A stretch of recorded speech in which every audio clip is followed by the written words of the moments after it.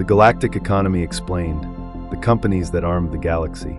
Chapter 1, Czerka Corporation, Profiteers of the Outer Rim. Long before the rise of the Galactic Republic's central bureaucracy, before Coruscant became the glowing jewel of interstellar governance, there were those who forged empires of a different kind, quietly, ruthlessly, and with the cold efficiency of a lead balance sheet. At the top of that list stood the Czerka Corporation, one of the most powerful and infamous megacorporations the galaxy has ever known.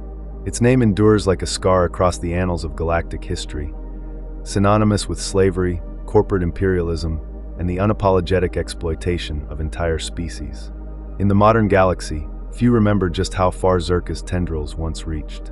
But in the dusty archives of the Jedi Temple, in the forgotten ruins of frontier colonies, and in the genetic memory of once enslaved peoples, the story remains: Czerka did not merely shape galactic commerce, it corrupted it.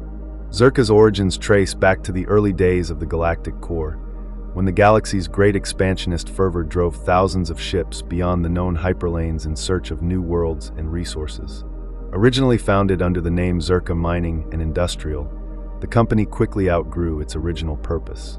It was not enough to mine and manufacture. Czerka saw opportunity in governance. Through a mix of bureaucratic loopholes, strategic bribery, and brutal private security enforcement, Czerka began asserting full control over the planets it operated on. With astonishing speed, Czerka transitioned from contractor to colonizer, rewriting planetary charters, appointing local governors, and even modifying judicial systems to suit its needs. It wasn't just business. It was conquest under the pretense of commerce. Perhaps nowhere is this legacy more evident than on Tatooine. Though commonly thought of as a backwater world infamously lawless by the time of the Skywalker saga, in its earlier years it was under heavy Czerka influence. When explorers first documented Tatooine's twin suns and harsh deserts, they saw little value in its terrain. But Czerka saw opportunity in its remoteness, in its potential as a hub for slave labor and illicit resource extraction. The company built settlements, imported equipment, and began rounding up the native Jawas and Tusken raiders. Through manipulative treaties and overwhelming force, Czerka commodified entire cultures, branding indigenous peoples as non-sentient to justify their sale on interstellar markets. It was a designation later challenged and overturned by galactic ethics councils, but not before thousands were taken and families shattered. On Kashyyyk, the story grew even darker. The Wookiees, mighty and proud, lived in symbiosis with their planet's immense vertical ecosystems. Czerka saw them not as sentient beings worthy of respect, but as a labor force unmatched in strength and endurance. Under the guise of forestry and development contracts, Czerka established a presence on Kashyyyk's forest floor. The company erected brutalist corporate compounds, shielded by private militias, and began systematically enslaving Wookiees. With shock collars, neurorestraint chips, and generations of psychological warfare, they turned an entire culture into a tool of industry. The Wookiees were shipped off-planet in massive numbers, working in asteroid mines, on weapons assembly lines, and even in other planetary campaigns of conquest where Czerka needed muscle. It was a level of oppression that rivaled anything the Empire would later attempt, but unlike the Empire, Czerka had no ideological agenda, only profit margins. The Jedi Order took notice. During the waning years of the Old Republic's expansion, multiple Jedi were dispatched to investigate Czerka's activities on Outer Rim worlds. One of the most well-documented cases was that of Jedi Master Revan during the Mandalorian Wars era.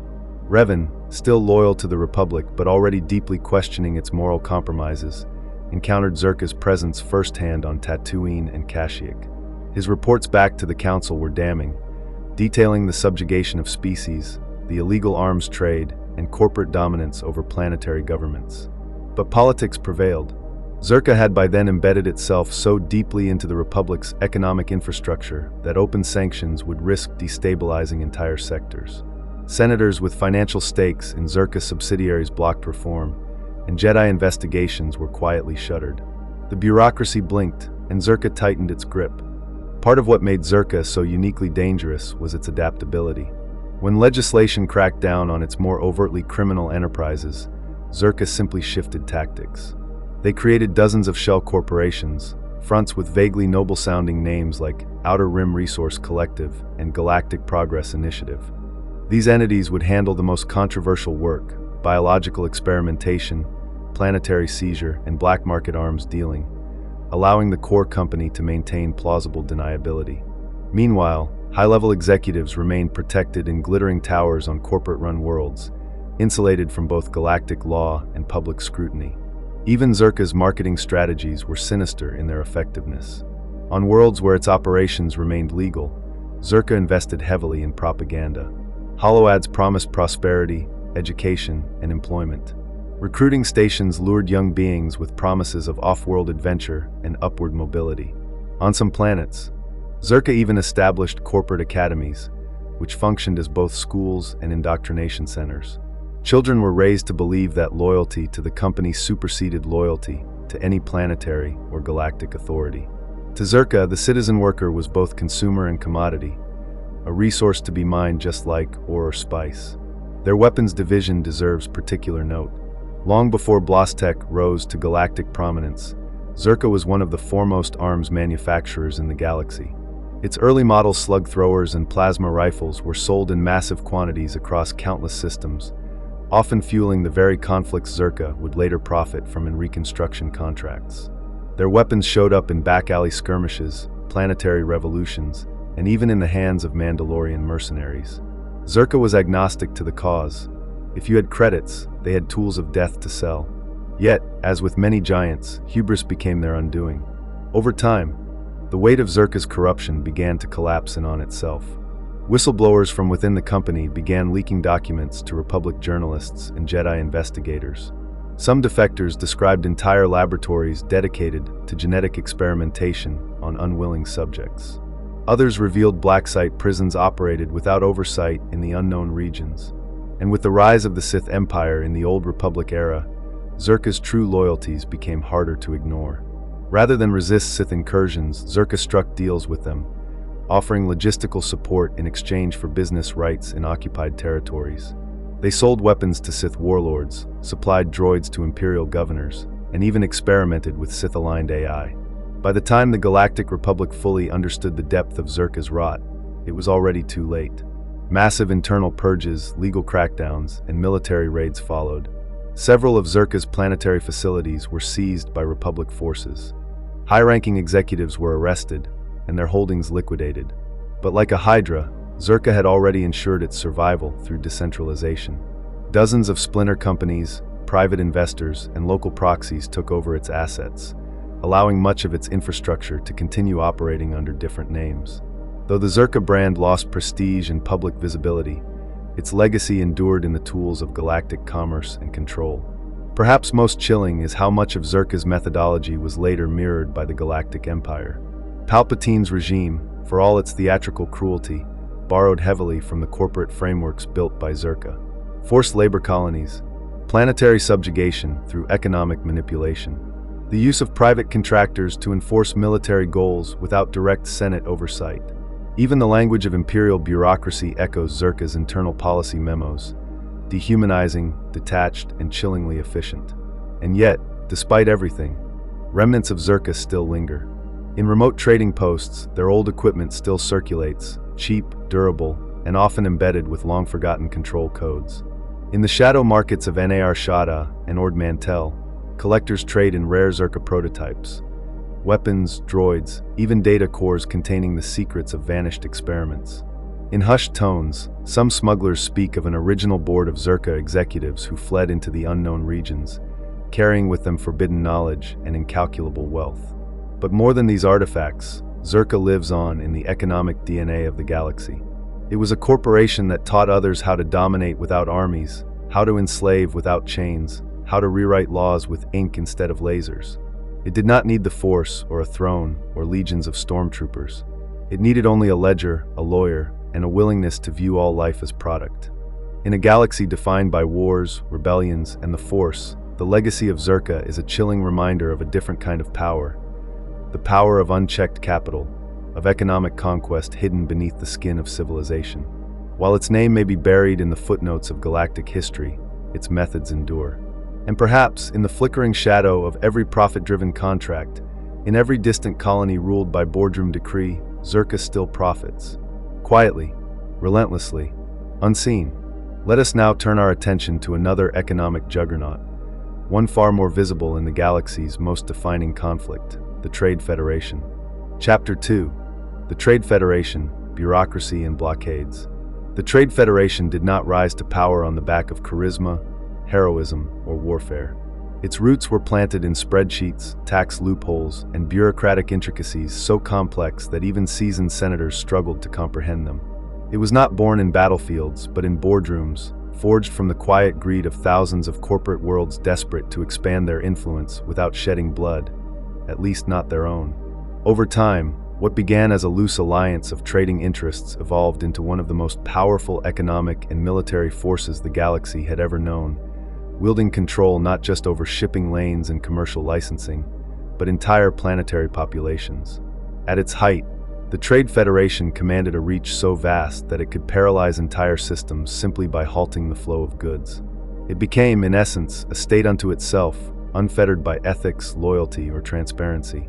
The earliest incarnations of the Trade Federation emerged during the expansionist surge of the Galactic Republic.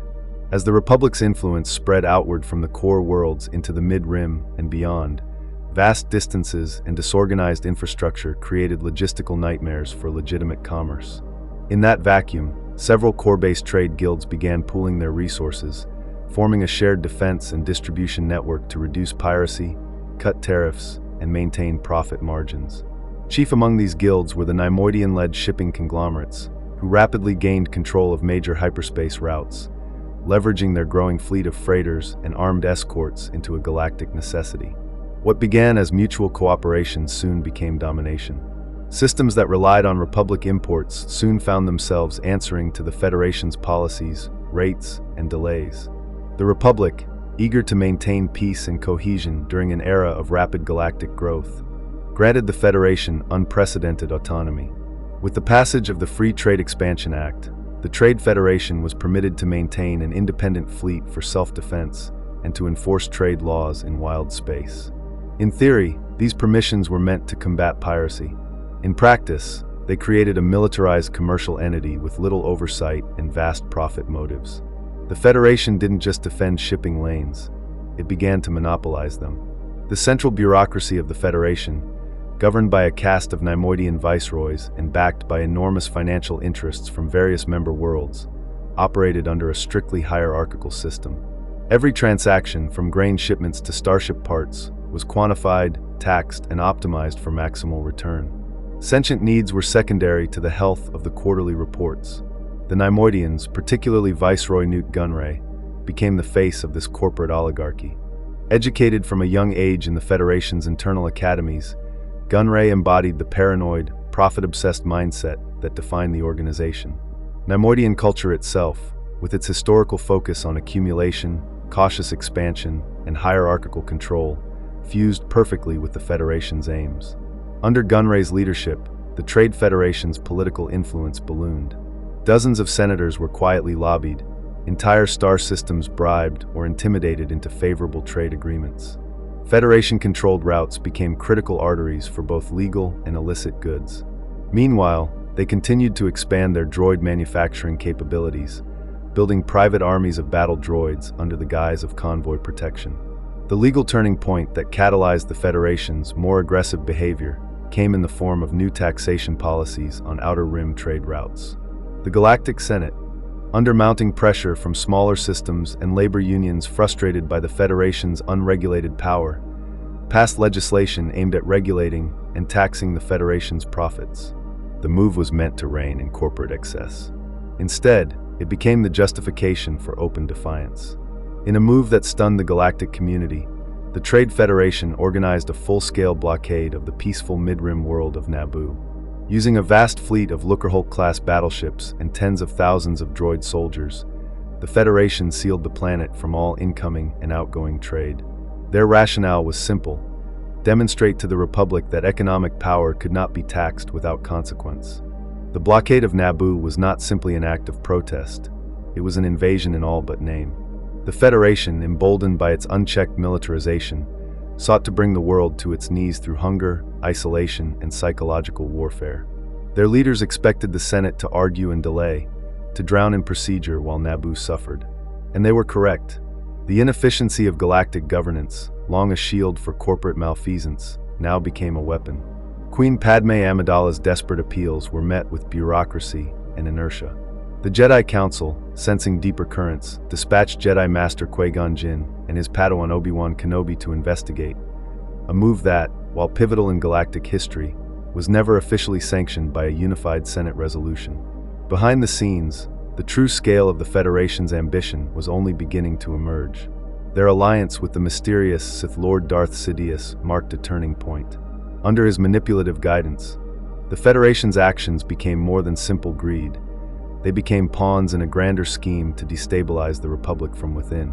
Sidious offered Gunray assurances of protection, expansion, and legal immunity in exchange for chaos. In return, the Federation unleashed their full might, occupying Naboo with military precision and installing puppet governance. Though the Jedi and the newly inspired Naboo resistance eventually repelled the occupation, the political fallout was severe.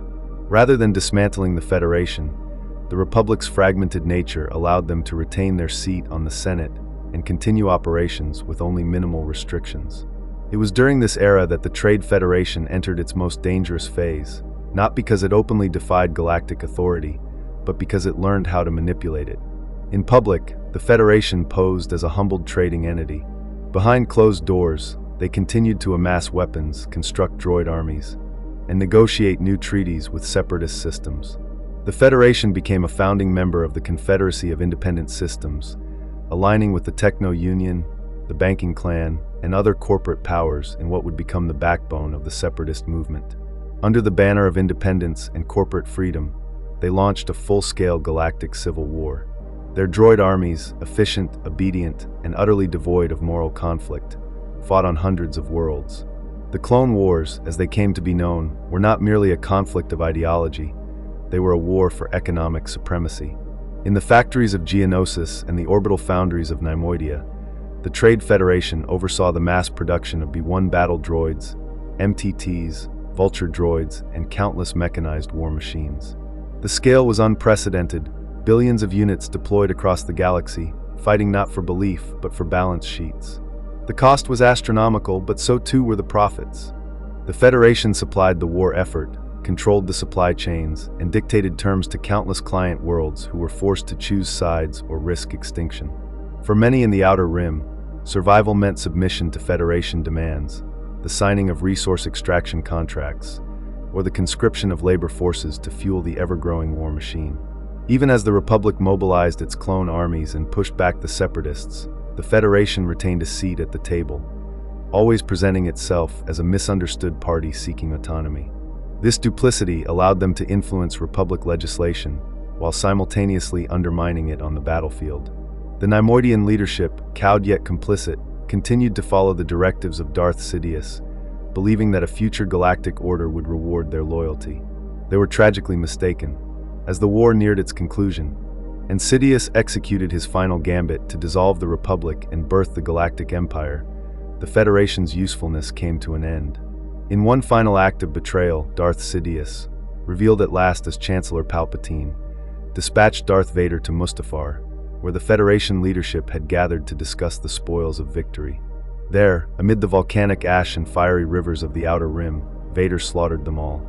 Gunray's death was symbolic, a final lesson in the folly of trusting Sith promises. With their leaders dead and their droid armies deactivated by the Order 66 protocols, the Trade Federation was officially dissolved. Its assets were seized by the Empire, its holdings redistributed, and its legal identity erased from public record. But the shadow it cast did not vanish. The economic systems the Trade Federation created, the shipping lanes, the mercantile treaties, the droid factories, were not destroyed. They were simply absorbed. The Empire used them, refined them, and enforced them with brutal clarity. Where the Federation once used blockade, the Empire used occupation. Where the Federation argued in courts, the Empire sent destroyers. But the infrastructure was the same. The systems of economic control and planetary manipulation born from the Federation's rise now served a darker master. Even the droid designs, though sidelined in favor of human stormtroopers, informed later generations of automated security systems and intelligence programs. In the post-Empire era, remnants of the Trade Federation's influence remained scattered across the stars. Some worlds still bore the scars of forced treaties and abandoned droid foundries. Others found themselves economically dependent on successor companies, smaller trade cartels and pirate fleets that used Federation-era ships and droids to maintain dominance. For all their destruction, the Federation had created a template for how a corporation could transcend its original purpose, becoming a geopolitical force. It proved that in a galaxy dominated by political gridlock and moral compromise, raw economic power could dictate the future. The Trade Federation story is not simply one of greed. It is a testament to the dangerous fusion of corporate ambition and political naivety. The Republic, blinded by its own bureaucratic complexity, empowered a monster and then stood paralyzed as it devoured entire systems. In many ways, the Federation's rise and fall mirrored the decline of the Republic itself. Both were once noble in intent. Both became bloated, cynical, and easily manipulated. Both paid the price. And now, as we continue to peel back the layers of galactic commerce and corporate influence, we turn to another player in the drama, a consortium whose inventions shaped the very weapons of war and whose allegiance helped fuel the separatist cause, the Techno Union. Chapter 3: The Techno Union, Profits Through Innovation and War. In the grand theater of galactic conflict, few entities managed to combine the cold calculus of capitalism with the unrelenting forward march of technological innovation, quite like the Techno Union. While others hid behind the facades of bureaucracy or overt political ambition, the Techno Union embraced its true nature, a coalition of technocrats, inventors, and profiteers whose loyalty lay not to any world, ideology, or people, but to progress, patents, and profit. Officially known as a corporate conglomerate dedicated to technological development and industrial support, the Techno Union cloaked itself in the guise of scientific neutrality. But beneath its layers of legalese and research grants lurked a powerful war machine and a vision of the galaxy restructured in the name of efficiency and mechanized control. In the unraveling years of the Galactic Republic and throughout the Clone Wars, the Techno Union did not simply support conflict. It engineered it, refined it, and harvested every drop of wealth it could from the ruin left in its wake. The origins of the Techno Union can be traced back to the industrial dynasties of the Inner Rim, where a handful of powerful corporations began consolidating intellectual property rights, manufacturing capabilities, and research labs under a shared governance structure. Initially conceived as a regulatory body to streamline production standards across the Republic, the Union quickly grew into something far more ambitious. It became a monopolistic cabal, enforcing proprietary technologies, collecting licensing fees, and dominating the interstellar market for cybernetics, droid systems, and energy infrastructure. By the height of its power, the Union controlled countless factories, orbital stations, and technological think tanks, all coordinated from its seat on Czerka Minor, home to the enigmatic and reclusive Skakoan species. At the core of the Union's leadership stood Wat Tambor, the Skakoan foreman who became the public face of the organization during the final decades of the Republic. Encased within a life-sustaining pressure suit that concealed both emotion and vulnerability, Tambor embodied the Union's principles: precision, pragmatism, and relentless ambition. He was not a politician in the traditional sense. He offered no stirring speeches, no ideological manifestos. He did not need to. His weapons, his machines, and his credits spoke loudly enough. Under Tambor's direction, the Union's focus shifted increasingly from civil infrastructure to military applications. Research into advanced droid programming, autonomous targeting systems, and neural interfaces flourished. Publicly, these projects were framed as defensive innovations. Privately, they were the seeds of a corporate empire preparing for war. One of the Union's most significant contributions to galactic conflict came in the form of the Bactoid Armor Workshop, a subsidiary entity responsible for producing the B-2 Super Battle Droid, a fearsome upgrade from the baseline B-1 model favored by the Trade Federation. Unlike its spindly predecessor, the B-2 was heavily armored, capable of operating independently without a command signal, and equipped with dual wrist-mounted blasters. It was, in essence, the Union's declaration that warfare no longer required flesh. These droids were produced in the millions, shipped in massive quantities to separatist forces, and deployed on countless battlefields from Ryloth to Felucia. Each unit bore the silent signature of the Techno Union's design philosophy: maximize efficiency, minimize cost, and eliminate the fallibility of organic soldiers. But battle droids were only the surface. Deeper within the Union's black laboratories and orbital test chambers, far more sinister experiments were underway. One such site, located on the volcanic moon of Mustafar, served as both a weapons lab and cybernetics facility. Here, Union scientists and engineers conducted horrific experiments on prisoners and captured soldiers, implanting neural override chips, grafting mechanical limbs, and testing cybernetic control devices that stripped individuals of free will. The ultimate goal was not merely to replace soldiers with machines, but to turn organics into controllable extensions of the Union's code. Rumors circulated of entire battalions of conditioned volunteers, mind-wiped and reprogrammed into perfect killing machines. While the Republic officially condemned such practices, little was done to stop them, especially as open war stretched its resources thin and public scrutiny waned. The Techno Union's partnership with the Confederacy of Independent Systems was more than an alliance of convenience. It was a carefully negotiated business arrangement. The Union did not join the Separatists out of ideological sympathy, but because the Republic's increasing regulations and oversight threatened their research. New safety mandates, worker protections, and ethical review boards endangered not only the Union's bottom line, but its entire operational model. By siding with Count Dooku and the Separatists, the Union was granted complete autonomy. It could build what it wanted, test how it wanted, and sell to whomever it pleased. In return, it provided the Confederacy with unparalleled technological superiority. Among its many projects during the war was the creation of the Octoptera tridroids, whose eerie, insectoid frames towered over clone forces in terrifying silence before unleashing devastating volleys of plasma fire. On the world of Hyperi, Techno Union factories churned out prototype droid command units capable of calculating military outcomes in microseconds, coordinating attacks with machine precision that outstripped even the Jedi. Union-controlled shipyards produced Munificent-class frigates and Providence-class destroyers, vessels that formed the backbone of the Separatist Navy. Every ship, every droid, every blaster that bore the Union's imprint was another cog in the machine of war, and another credit in their ledgers. Yet even amidst war, the Techno Union did not abandon the civilian market. They continued to supply power grids, environmental regulators, and medical implants across both Republic and Separatist systems, cleverly disguising military RD budgets as public works projects. Many Republic senators, desperate to maintain order in their systems, quietly accepted Union aid, rationalizing the transactions as necessary evils. These deals were carefully orchestrated to avoid direct legal violation, each routed through shell corporations and indirect subsidiaries designed to obscure the Union's hand.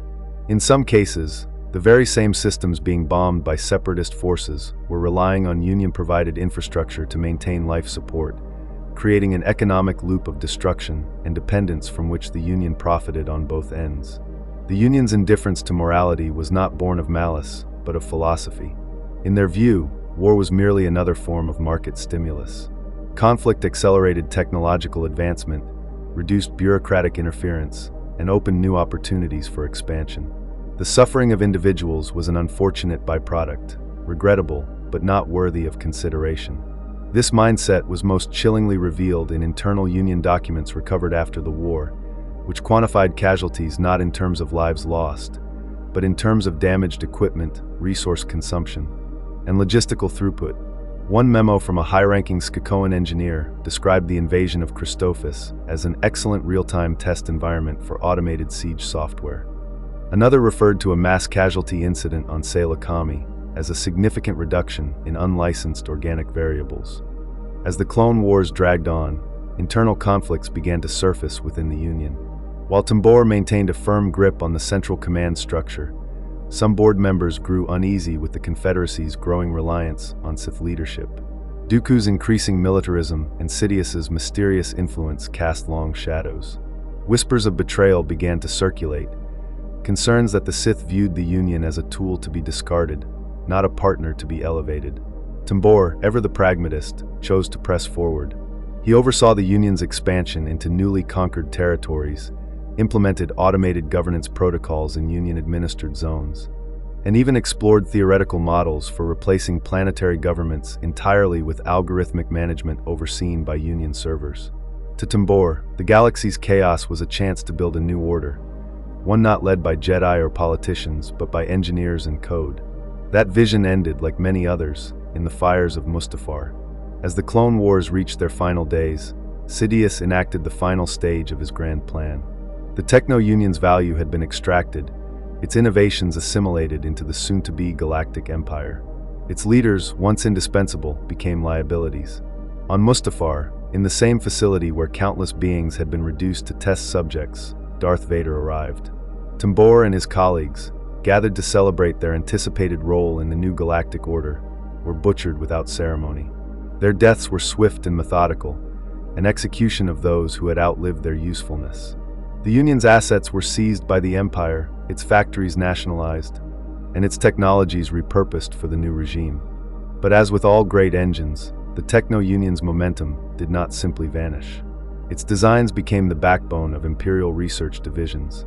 Its cybernetics programs laid the groundwork for the Inquisitorius and their enhanced operatives. Its droid templates informed the creation of experimental Dark Trooper units and security droids on Imperial worlds. The Union's ideology, its belief in the supremacy of technology, the subordination of ethics to efficiency, was woven into the very fabric of Imperial infrastructure. And on distant worlds, in deep laboratories untouched by war, rogue engineers and artificial intelligences built using Union schematics continued their work, far from prying eyes. Even after the fall of the Empire, remnants of the Techno Union survived. In the lawless corridors of the corporate sector, in pirate enclaves and black market bazaars, Union devices still functioned, silent legacies of a corporation that sought to reforge the galaxy in the image of the machine. Some believed that Tambor had transmitted his consciousness into a quantum lattice before his death, preserved within a data core hidden on Skako Minor. Others feared that the Union's most dangerous inventions had yet to be discovered, buried in sealed vaults waiting for the right buyer or the wrong war. In the end, the Techno Union stands as a warning. It proved that technological progress, divorced from conscience, can become a weapon more destructive than any super laser. It showed that when innovation is driven solely by profit and shielded by bureaucracy, the line between genius and atrocity can vanish. The galaxy's history is filled with tyrants, warlords, and demagogues, but few have reshaped reality as profoundly or as invisibly as the Union did. It did not seek the throne. It simply built the tools for those who did, and charged them by the unit. Now, as we move deeper into the machinery of galactic industry, we shift our focus to the creators of the Empire's most iconic and terrifying vessels.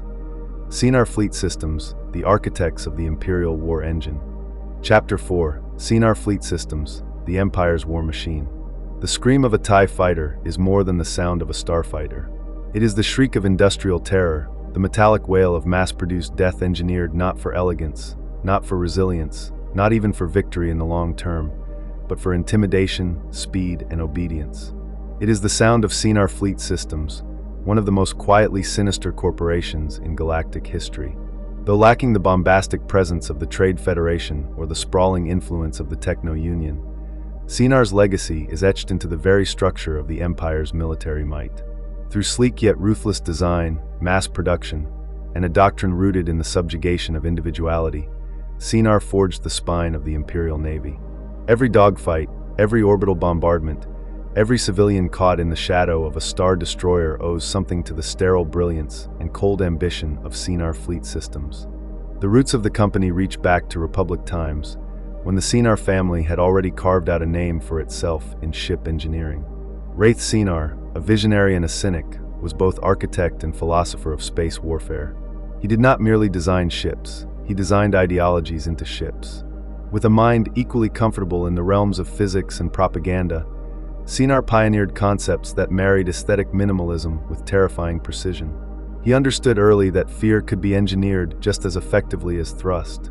This philosophy gave rise to the foundational principles of Sienar design: uniformity over customization, quantity over survivability, and psychological dominance over strategic flexibility. These principles would later become the beating heart of the Imperial fleet.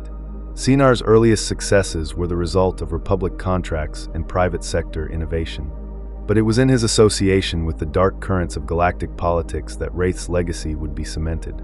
Historical records, scrubbed clean by the Empire, but partially reconstructed in New Republic archives, suggest a close relationship between Wraith Sienar and a mysterious patron believed by some scholars to be Darth Sidious himself. Whether through direct manipulation or shared vision, Sienar was aligned with the coming Sith agenda long before the Clone Wars ended. He envisioned a galaxy ruled not by chaotic diplomacy or fragmented fleets, but by a unified force with unmatched military presence. One fleet, one voice, one design language that broadcast its dominance in every star system. His proposal to centralize starfighter production and standardize Navy assets appealed deeply to Palpatine's vision of an empire forged in fear and order. When the Republic collapsed and the Empire rose from its ashes, Sienar Fleet Systems was ready. The company was among the first to receive exclusive Imperial contracts, awarded not just for its technical prowess, but for its ideological alignment. No other manufacturer so perfectly embodied the ethos of the new regime. The TIE series, twin-ion engine starfighters, became the Empire's signature contribution to the galaxy's visual and auditory landscape. The base model TIE fighter, with its octagonal solar panel wings and howling ion engines, was cheap, efficient, and utterly replaceable.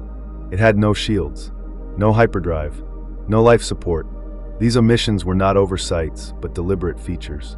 A TIE pilot was not meant to escape, to think independently, or to outlast the system. They were expected to die if necessary, one of billions in service to the Imperial war machine. This brutal design philosophy allowed Sienar to produce TIEs in staggering quantities. The Empire did not require elite fighters. It required numbers, shock, and uniformity. Sienar's centralized assembly plants, particularly the mammoth orbital factory stations over Ord Traci and Gemus, churned out squadrons by the hour. Materials were sourced through both legal and illicit means, including slave labor from imperial penal colonies and indentured supply chains inherited from dissolved separatist industrial assets. Engineers were pushed to their limits, not for innovation, but for throughput. Quality control was measured not by pilot survivability, but by efficiency in battle formations and mass assault. The shipyards operated under a doctrine of total output. If a fighter could fly and shoot for 30 minutes, it was deemed successful. Yet Sienar did not stop at the base model. Under pressure from the Imperial Navy, the company developed a series of TIE variants for specialized roles. The TIE Interceptor, with its dagger-like wings and increased speed, became the Empire's response to the growing threat of agile rebel craft. The TIE Bomber, heavier and dual-hulled, rained devastation on surface targets and capital ships alike. The TIE Defender, an experimental marvel equipped with shields and hyperdrives, was championed by Grand Admiral Thrawn, but faced internal resistance within the Navy due to its high cost and deviation from standard doctrine. The Defender project revealed the fractures in Imperial strategic thought, a growing realization among some commanders that the quantity over quality approach might not be sustainable against an increasingly sophisticated rebel alliance. Still, for most of the Empire's existence, Sienar's original designs remained dominant. Their simplicity and cost efficiency ensured that TIEs filled every hangar and starfield from the core to the outer rim. It wasn't just starfighters. Sienar Fleet Systems also collaborated on larger-scale Imperial projects, supplying components and designs for support vessels, station garrisons, and patrol corvettes. Though the Kuat drive yards controlled the production of star destroyers and capital ships, Sienar provided key subsystems, engine cores, targeting sensors, reactor conduits, all designed to integrate seamlessly into the Imperial standard. The result was a military machine that functioned like a single organism. Any system could be replaced, any crew trained on interchangeable equipment. This modular uniformity reduced logistical complexity and increased psychological dominance. When an Imperial fleet emerged from hyperspace, it looked the same no matter the commander. It was faceless, colossal, and merciless. Perhaps most unsettling of all was Sienar's role in internal surveillance and control. The company's research and development arm, buried deep within classified budgets, worked closely with Imperial intelligence to develop reconnaissance probes, monitoring droids, and even modified TIE variants capable of planetary observation and civilian suppression. One such innovation was the TIE/RC, a remote-controlled drone used in densely populated sectors to observe citizen behavior and report dissident activity. These were not war machines, they were tools of oppression. Silent, ever-watching eyes in the sky, reminding everyone below that the Empire did not sleep, did not blink, and did not forgive. Sienar's leadership during the Imperial era was bureaucratic and obedient. Following Wraith Sienar's quiet retirement, or rumored disappearance, the company's board was stacked with loyalist technocrats who maintained close ties to the Imperial ruling council. Dissent was non-existent. Innovation was limited to sanctioned improvements. The corporate culture rewarded compliance, not vision. Unlike the Techno Union or even Kuat drive yards, Sienar had no illusions of independence. It was a willing tool, its factories humming in sync with the Emperor's desires. Executives viewed their work as sacred, each shipment of fighters another brick in the wall of galactic order. Despite this loyalty, the end of the Empire struck Sienar with brutal suddenness. As the Battle of Endor shattered the Imperial leadership and civil war tore through the fleet, Sienar's distribution networks collapsed. Factory worlds were seized or fell into chaos. Some were destroyed in targeted rebel strikes. Others were taken over by warlords who used the remaining TIE stockpiles to stake their claim on fragments of the former empire. The collapse revealed how brittle the company's foundations truly were. It had no independent economy, no diversified product line, no customer base beyond the Imperial state. Like its ships, Sienar had been built to serve one master and one function. With the Empire in ruins, its identity crumbled. Yet even in the fractured years that followed, Sienar's legacy endured. Derelict TIEs littered battlefields and scrapyards. Refitted models became the staple of pirate fleets, mercenary squads, and planetary defense forces. On worlds like Lothal, Gemus, and Ariadu, local governors maintained stockpiles, clinging to the symbols of Imperial control. A black market emerged for replacement parts and technical schematics. Entire criminal enterprises revolved around salvaging TIE wrecks and reassembling them for sale. The ships that once represented central authority had become tools of lawlessness, a bitter irony for a company once defined by order. In the New Republic era, efforts were made to ban the sale and distribution of Sienar craft. But it was too late. The designs were everywhere. The sound of ion engines still haunted the skies. The shape of solar wings still inspired fear. Even as the Republic established its own military, many of its early patrol craft were reconfigured Sienar models. Because they were there, because they worked, because even freedom sometimes borrows from the bones of tyranny. The company itself survived in fragmented form, its assets liquidated, its name erased from most official registries. A few of its engineers joined New Republic think tanks. Others disappeared into the unknown regions, lured by remnant warlords or private empires. Rumors persist of secret Sienar enclaves continuing to innovate, developing next-generation starships with no allegiance to any flag, ready to sell to the highest bidder. And yet, perhaps the most insidious legacy of Sienar fleet systems lies not in its hardware, but in its philosophy. Its designs taught the galaxy that uniformity could be power, that speed, fear, and numerical superiority could outweigh strategy, ethics, or even pilot survival. It demonstrated that terror could be manufactured, not in labs or prisons, but in design boards and blueprint libraries. Sienar turned engineering into ideology, ships into sermons of control. The TIE fighter, in all its variations, became the most recognizable silhouette of oppression across the galaxy. Its howl echoed the screams of worlds conquered, voices silenced, and futures devoured by the machinery of empire. In the vast, unending theater of galactic power, few corporations left such a distinct mark. Sienar did not seek to rule.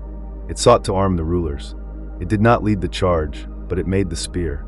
It made the wheel, the axle, and the chariot of conquest.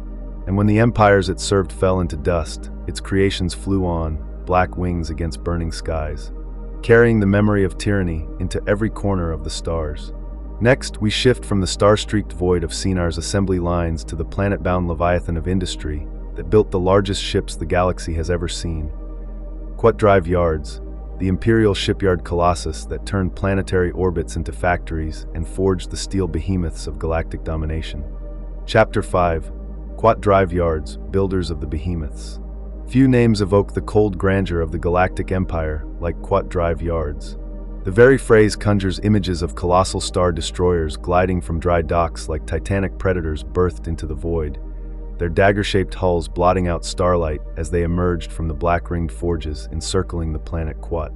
But the legacy of Kuat drive yards is older, deeper, and far more entangled in the blood and bureaucracy of galactic history than the fearsome vessels it produced.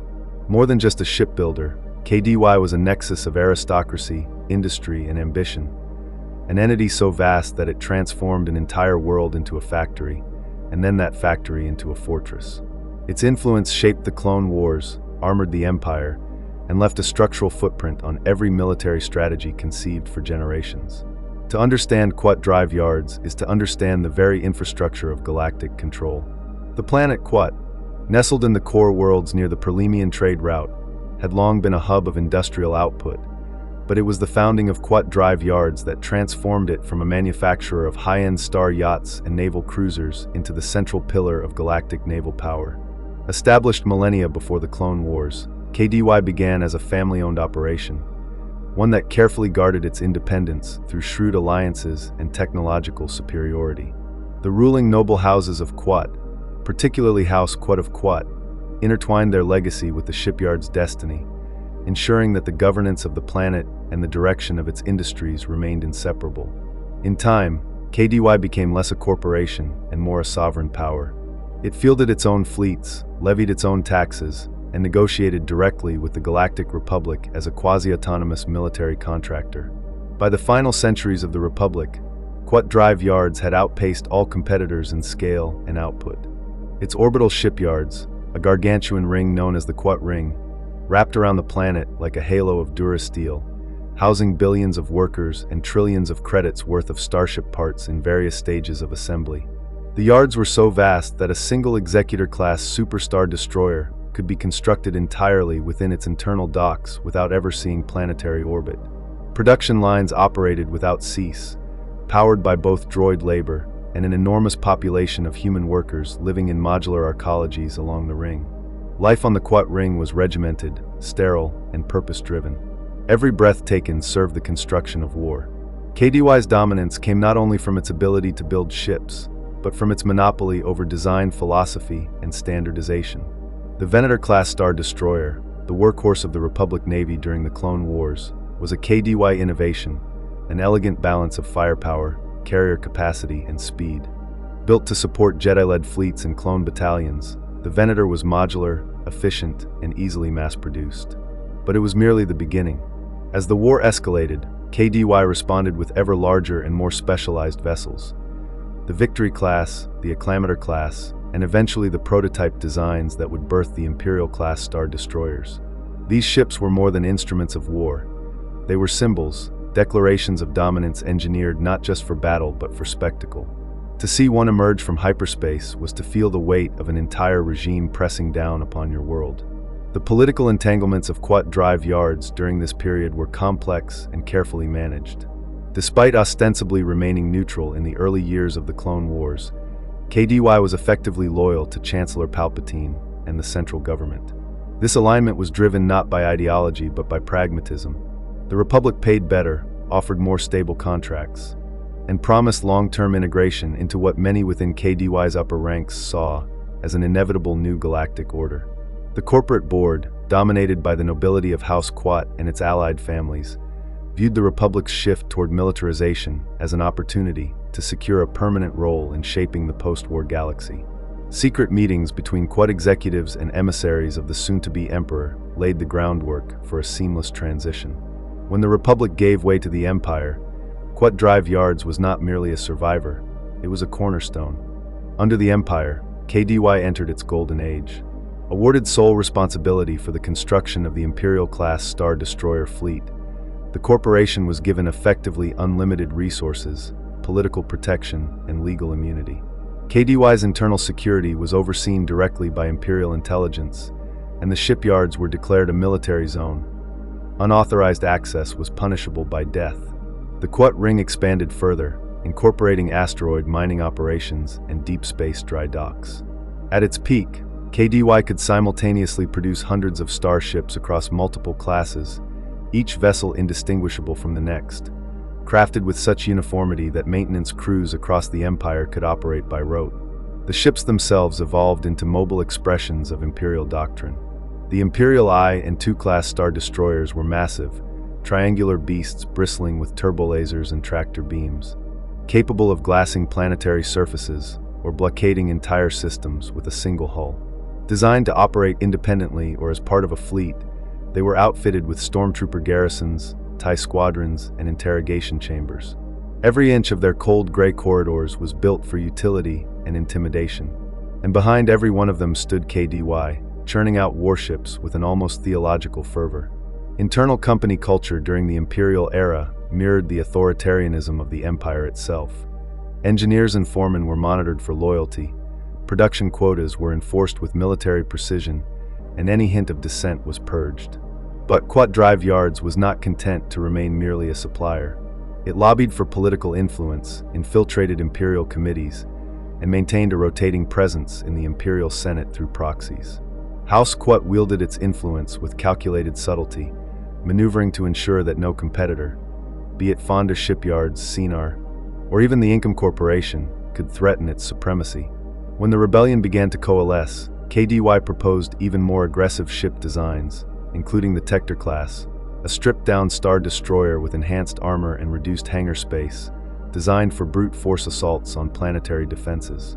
While some of these designs never saw mass production, they reflect the company's continuous push toward bigger, more overwhelming war machines.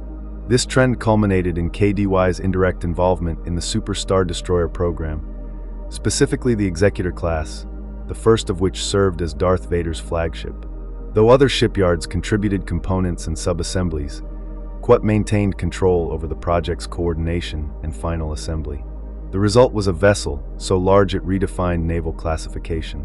Over 19 kilometers in length, the Executor class was a mobile command base, a weapon of psychological warfare as much as of tactical supremacy. To command such a ship was to wield the wrath of the Empire itself. And yet, for Kuat, the true triumph was economic. The production of an Executor class consumed the output of entire systems, funneled trillions of credits into KDY's coffers, and locked the Empire into a cycle of dependency. Only KDY had the infrastructure to build more. Only KDY could maintain them. It was a monopoly as complete as any ever conceived, not enforced through contracts, but through logistical reality. The collapse of the Empire following the Battle of Endor sent shockwaves through Kuat Drive Yards. Suddenly, its primary client was gone. Its supply lines fractured, and internal power struggles broke out within House Kuat's factions debated whether to align with Imperial remnants, the emerging New Republic, or retreat into isolation. Sabotage, mutinies, and attempted takeovers plagued the Kuat Ring.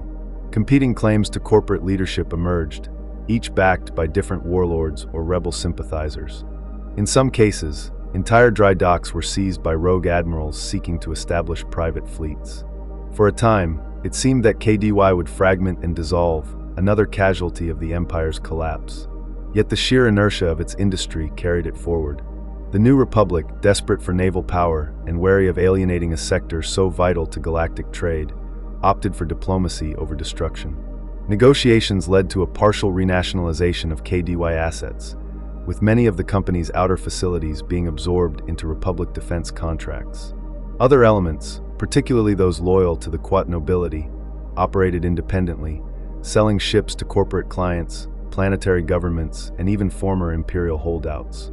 The company fractured into several semi-autonomous arms, each claiming lineage to the original KDY banner. Though its days as the Empire's undisputed shipwright were over, the name still carried weight, and the infrastructure still functioned.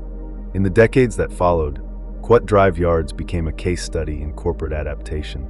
It began producing civilian vessels once more, refitted old Imperial designs for merchant use, and even collaborated with New Republic engineers to develop transitional ships for the fledgling fleet. Yet a core tension remained. For many in the galaxy, KDY was indelibly tied to the machinery of oppression. Protesters decried its role in war crimes.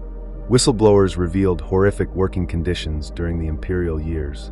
And yet, governors, senators, and military leaders continued to sign contracts with it, because no one else could build a capital ship fleet in 5 standard cycles. KDY had built more than ships. It had built dependency. The culture of the Kuat Ring shifted with the times, but certain patterns endured. The noble houses still held sway, if now in more symbolic roles. The engineers remained loyal to the design ethos of uniformity, control, and efficiency. The shipyards still echoed with the clang of alloy plates and the hum of tractor tethers. And though the starships now bore different insignias, their bones were familiar, angular, imposing, unmistakably Kuat. In the shadows, some whispered of remnants within KDY still loyal to the old empire, maintaining secret shipyards and experimental designs hidden in deep space. Some claimed that a fragment of House Kuat had fled into the unknown regions with full schematics of the executor line. Others suggested that the company's data vaults still contained thousands of unreleased designs, from stealth dreadnoughts to gravity well cruisers, blueprints for future wars waiting for the right buyer. Whether myth or truth, the aura of mystery surrounding Kuat drive yards remains. It is a company forged in secrecy and fire, a place where ambition is welded into hulls and ideology flows through coolant lines. Kuat drive yards was never merely a manufacturer. It was a partner in tyranny, a cathedral of war worshipped by every regime that dreamed of dominance. Its dry docks gave birth to the blades of conquest. Its nobles drank from chalices filled with molten credits. Its designers wrote history in steel and fire. And as long as war exists among the stars, someone will always return to Kuat, to the ring, to the forge. Because no matter the politics of the age, the demand for power, in its most tangible, weaponized form, never truly ends. Next, we delve into a corporation whose products were far more personal, yet no less deadly: BlasTech Industries, the ubiquitous arms manufacturer whose blasters shaped every firefight from Coruscant's underworld to the Outer Rim sieges of the Clone Wars. Chapter 6: BlasTech Industries, Weapons for All Sides. The hum of a blaster, the snap of an energy bolt cutting through the air, the brief scream followed by silence. These are the sounds that echo endlessly across the battlefields of galactic history, and behind nearly all of them stands one name: BlasTech Industries. More than any other corporation, BlasTech shaped the galaxy's wars not by choosing sides, but by arming them all. It was the blaster in the hands of the clone trooper on Geonosis, the pistol wielded by a bounty hunter in a cantina, the sniper rifle leveled by a rebel in the underbrush of Endor.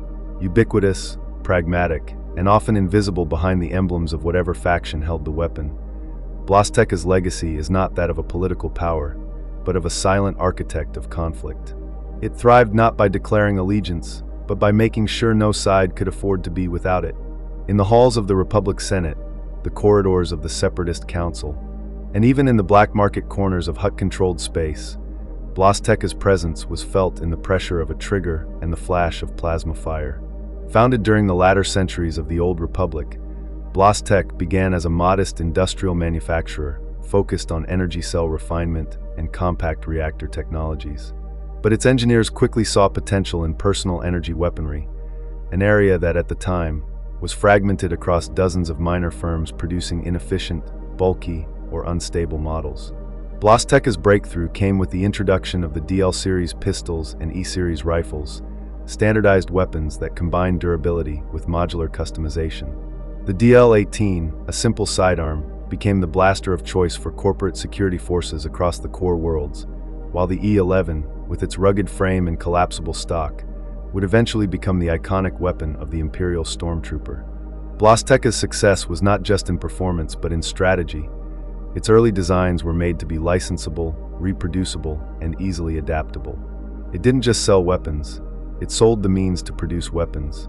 During the tumultuous era leading up to the Clone Wars, BlasTech found itself at the center of a rapidly escalating arms race.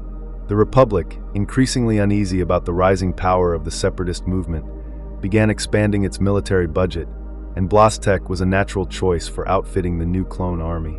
The company provided E5 series carbines, DC-15A blaster rifles, and countless other tools of battle, tailored specifically for the Kaminoan production protocols and designed for clone physiology. Yet even as it signed exclusive deals with Republic procurement offices, BlasTech was selling under license to other manufacturers in neutral sectors, some of which quietly supplied the very forces the clones were meant to fight. Among them was Bactoid Armor Workshop, which adapted BlasTech schematics in the creation of the E5 blaster rifle used by countless B-1 battle droids. The irony was lost on no one in the arms business. Republic soldiers and Separatist droids were shooting each other with near-identical weapons, many of them rooted in the same original patents. BlasTech's corporate structure allowed for this moral flexibility. The company was a maze of shell subsidiaries, licensing arrangements, and regional distributors, many of which operated with little oversight from central leadership. Publicly, BlasTech denounced any involvement in Separatist supply chains. Privately, its executives understood that war was good for business, and that demand was insatiable. If the Republic wanted tighter control, it would need to pay more. If a neutral system wanted to arm its militias, it could do so through third-party contracts that kept BlasTech's name off the invoice. Even Hutt cartels and Black Sun enforcers wielded BlasTech gear, either stolen from battlefield salvage or purchased via backdoor deals on worlds like Nar Shaddaa and Raxus Prime.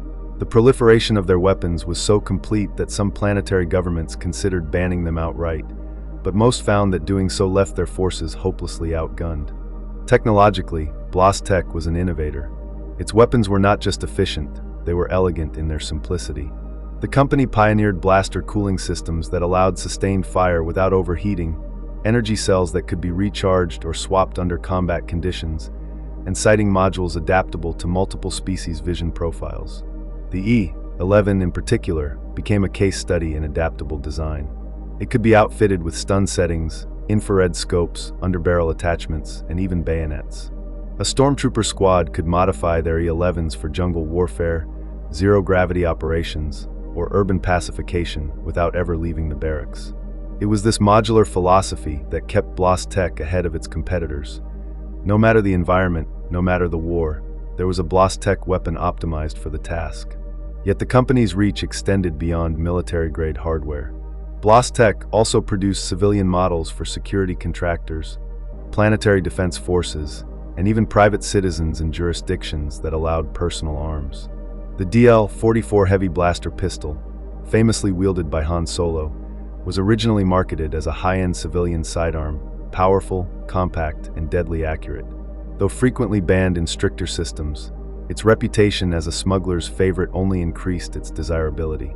BlasTech never officially endorsed such use, but its marketing materials danced around legality with clever phrasing. When precision matters, take control in uncertain times, and trusted by professionals across the galaxy. These slogans became infamous in both holonet commercials and underground gun-running channels. During the Imperial era, BlasTech's position became even more complicated. The Empire demanded absolute control over military manufacturing, and for a time, attempted to consolidate all weapons production under direct state supervision. BlasTech resisted, citing contractual autonomy and the inefficiencies of forced centralization. Negotiations between Imperial logistics officers and BlasTech's executive board became a quiet battlefield of their own, with the company leveraging its entrenched infrastructure to secure concessions. In the end, a compromise was reached. BlasTech would continue to produce its weapons independently, but would supply the Empire exclusively at the top-tier level. Other manufacturers, such as Merson Munitions and Czerka Corporation, would be granted licenses to produce simplified or downgraded versions of BlasTech designs under strict Imperial standards. This arrangement allowed the Empire to maintain visual uniformity across its forces, every stormtrooper wielding an E-11 or one of its variants, while BlasTech retained technical control over upgrades, research, and original design. It also gave BlasTech access to a constant stream of battlefield data, allowing their engineers to analyze combat footage, refine performance metrics, and issue new iterations. Some models, like the T-21 Light Repeating Blaster or the SE-14 or short-range pistol, were developed entirely in response to specific operational requests from elite units or officers. The company became, in essence, a live feedback loop for Imperial warfare, adjusting its products in real time to suit the evolving needs of the regime. At the same time, BlasTech quietly continued selling older models to the civilian market, often through intermediaries in the corporate sector authority or neutral trading hubs. The Empire turned a blind eye, so long as the transactions didn't threaten strategic security. But these sales kept BlasTech's influence alive outside the Empire's reach. Rebel cells scavenged and modified BlasTech weapons from abandoned caches or sympathetic suppliers, and bounty hunters found them ideal for customizing personal arsenals. Even Jedi survivors of Order 66, now forced to live in the shadows, were known to carry concealed BlasTech weapons, cold tools for a galaxy that no longer welcomed lightsabers. BlasTech's moral ambiguity became most evident in the aftermath of major tragedies. After the destruction of Alderaan, journalists and investigators traced the weapons used in subsequent pacification raids on surviving colonies back to BlasTech serial codes. The company issued no formal comment. When asked about the use of its rifles in the suppression of Mon Calamari uprisings, or the massacre on Gorman, BlasTech responded with carefully worded statements about neutrality, regulation, and the separation between manufacturer and user. They argued that a blaster, like any tool, had no conscience. It was the hand that wielded it that determined right or wrong. This defense echoed through the galaxy's countless conflicts, becoming a grim mantra among arms dealers and corporate legal teams. After the fall of the Empire, BlasTech underwent a partial restructuring. Elements of its leadership were purged in the chaos of transition. Some fled into the Outer Rim, selling their services to warlords and ex-imperial remnants. Others negotiated with the New Republic, offering full transparency in exchange for immunity. BlasTech's value as a weapons supplier was too great for the new government to ignore. While some of its subsidiaries were nationalized, the core company survived, rebranded in some cases as a defensive technologies firm, and in others as a private sector innovator. It resumed civilian production, adapted blaster designs for non-lethal uses in law enforcement, and launched public relations campaigns emphasizing its role in galactic reconstruction. But in the darker corners of the galaxy, the old ways remained. BlasTech weapons continued to be the preferred tools of mercenaries, pirates, and rebels alike. Modified DL-44s, stripped-down E-11s, and rare prototype models fetched high prices in underworld markets. The company's blueprints, long since leaked or stolen, were replicated in hidden foundries from NAR Boshala to the fringes of wild space. For every official sale made under New Republic oversight, a dozen more were completed in secrecy. BlasTech, like many great corporations of the old era, had become too vast to truly dismantle. Its legacy was embedded in the culture of violence that the galaxy could never quite escape.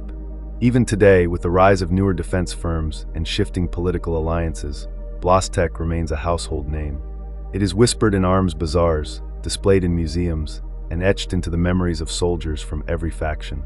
Its weapons are artifacts of war, tools that outlived the governments they served, the ideologies they defended, and the species they armed. They are held not with pride or hatred, but with grim familiarity. Because no matter how the galaxy changes, someone somewhere will always need to fight. And when they do, BlasTech will be waiting, contract in hand, blaster in crate, ready to supply both sides with equal indifference and perfect precision. Now we turn from the arms dealers to the aristocrats, from the designers of weapons to the families who profited from their use. In the next chapter, we enter the shadowed halls of House Tag to examine TaggeCo, the noble industrialists who masked ambition in tradition and turned loyalty to credits into a multi-generational art form. Chapter 7, TaggeCo, the aristocratic industrialists. In the complex lattice of power that held the Galactic Empire together, most of the industrial might came from predictable quarters, militarized corporations, technocratic syndicates, bureaucratically loyal shipyards. But there existed a quieter empire within the empire, a family-driven enterprise steeped in aristocracy, ancient money, and generational influence. TaggeCo, the Czerka Corporation, stood at the intersection of tradition and ambition, a towering conglomerate rooted in the pre-republic aristocracy and expanded through centuries of calculated expansion. Where other corporations bent their knee to the shifting tides of war and revolution, TaggeCo endured, not through militarization or ideological fervor, but through a doctrine of conservative capitalism, adaptability, and self-preservation. While Kuat drive yards built the fleet, and Sienar fleet systems filled the sky with screaming starfighters, TaggeCo supplied the galaxy with the raw material, pharmaceutical innovations, and industrial energy that kept both empire and citizenry moving forward. Their factories were quieter, their executives more eloquent, but their reach was no less formidable. They understood better than most that true power lay not in conquest, but in control.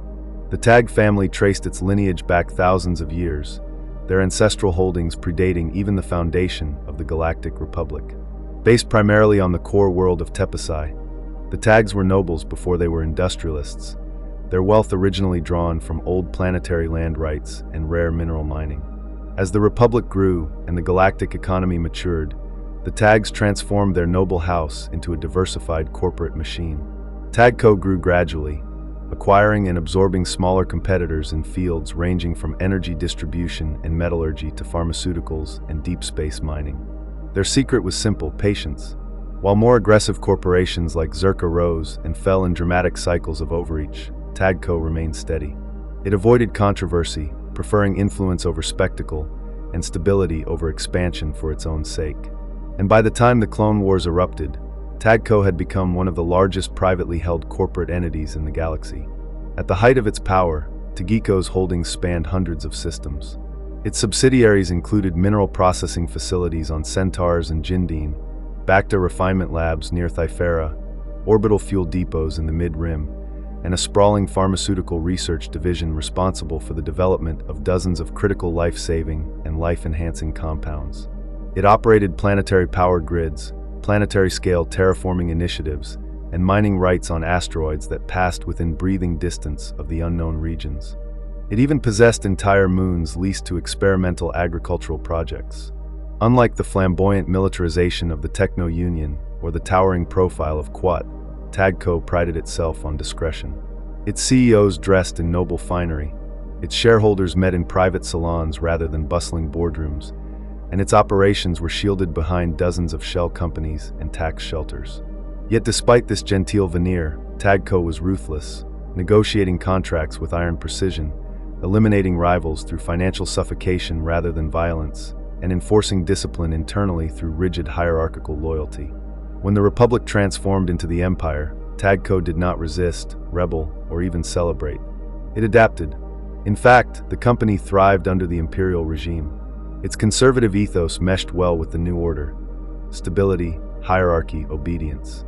It saw the chaos of war as an opportunity not to expand militarily, but to embed itself further into the foundational logistics of the Empire. TaggeCo supplied the Empire with energy cores, starship fuel, Bacta reserves, food shipments, and atmospheric filtration systems. It became the silent lifeline that sustained the daily functions of military and civilian life alike. The Empire, for its part, saw value in TaggeCo's discretion and discipline. While stormtroopers and star destroyers were visible symbols of power, TaggeCo offered something more important: continuity. They kept the lights on, the fuel flowing, the sick recovering, the factories running. But as with all things imperial, the relationship was not without tension. The appointment of Orman Tagge as the head of the family's corporate and military affairs created both an opportunity and a clash of ideologies. Orman was a strange hybrid of industrialist and ideologue, a man raised in the aristocratic traditions of House Tagge, but obsessed with honor, martial discipline, and his own sense of grandeur. He styled himself not only as a businessman, but as a warrior statesman. Donning ceremonial armor and leading elite security forces trained like soldiers, Orman sought to elevate TaggeCo from its comfortable perch as background infrastructure into a central player in the Empire's strategic command. He believed that the time had come for the noble houses, especially his, to reclaim their rightful role as governors and generals. This ambition brought him into conflict with Darth Vader. The Dark Lord, ever disdainful of politics and aristocratic posturing, saw Orman's attempts at strategic influence as both arrogant and irrelevant. TaggeCo, in Vader's eyes, was a tool, a supplier, not a shaper. He had no patience for noble pretensions or careful diplomacy. Their rivalry came to a head on multiple occasions, with Orman attempting to supersede Vader in strategic briefings and campaign planning, only to be cast aside with contempt. One infamous incident, recorded in Imperial logs but later classified, saw Vader personally dismantle an entire TaggeCo military proposal during a demonstration at the Carida Academy, cutting through Orman's simulated battlefield strategy with a single word: inefficient. The humiliation was devastating. Orman retreated from public command soon after, and his position within the Empire's inner circle was permanently diminished. Still, TaggeCo endured. Orman's brother, Cassio Tagge, more pragmatic and aligned with Imperial doctrine, took on a senior role in the Imperial Navy. Unlike Orman, Cassio understood the value of silence. He did not try to challenge Vader or outshine the Moffs. He focused on ensuring that TaggeCo's logistical systems integrated flawlessly with the Imperial military, gaining influence not through glory, but through indispensability. He became a key architect of the Death Star's operational logistics, overseeing supply chains, power distribution, and emergency protocols. Ironically, he survived the destruction of the first Death Star, a feat few of his peers could claim, and was later promoted to Grand General, a position that allowed him to shape high-level military doctrine without drawing Vader's ire. Internally, TaggeCo continued to operate as a private fiefdom. The family maintained its nobility through marriage alliances, hereditary appointments, and carefully curated media portrayals. Publicly, they supported the empire. Privately, they distanced themselves from its most brutal excesses. While they profited from war, they preferred not to be seen as warmongers. While they built facilities that housed imperial projects, they ensured that no direct line could be drawn to atrocities. Their greatest strength was plausible deniability.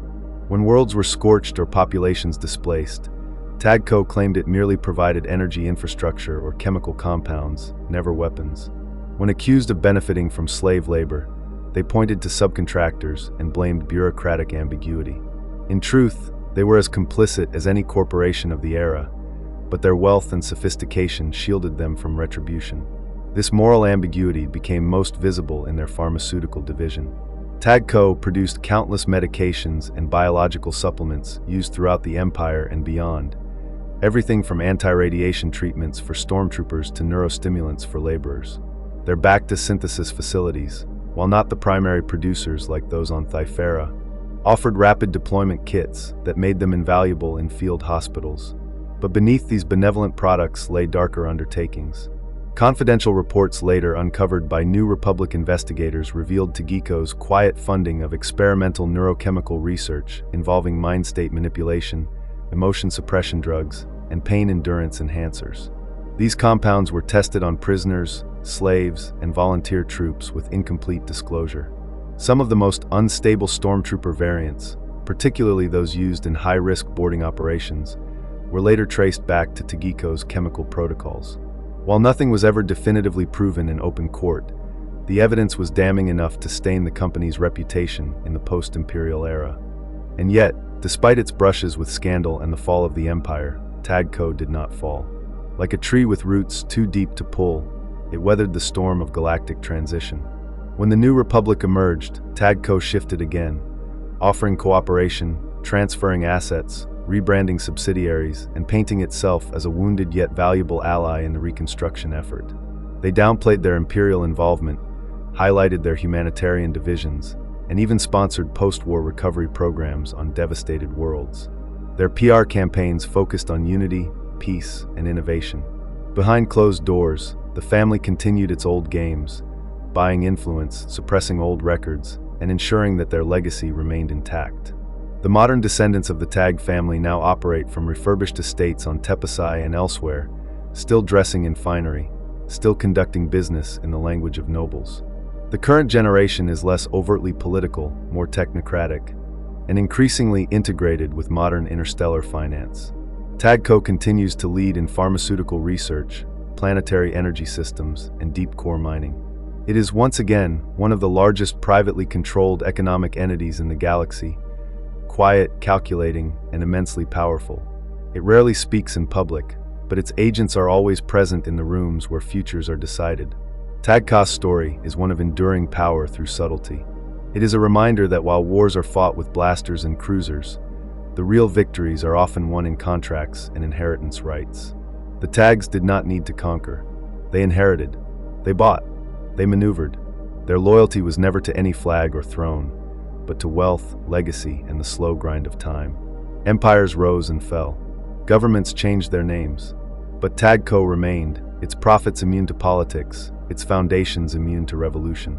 And in a galaxy still scarred by war, they continue to provide what everyone needs: power, medicine, resources. And in doing so, they continue to rule, not through fear, but through necessity.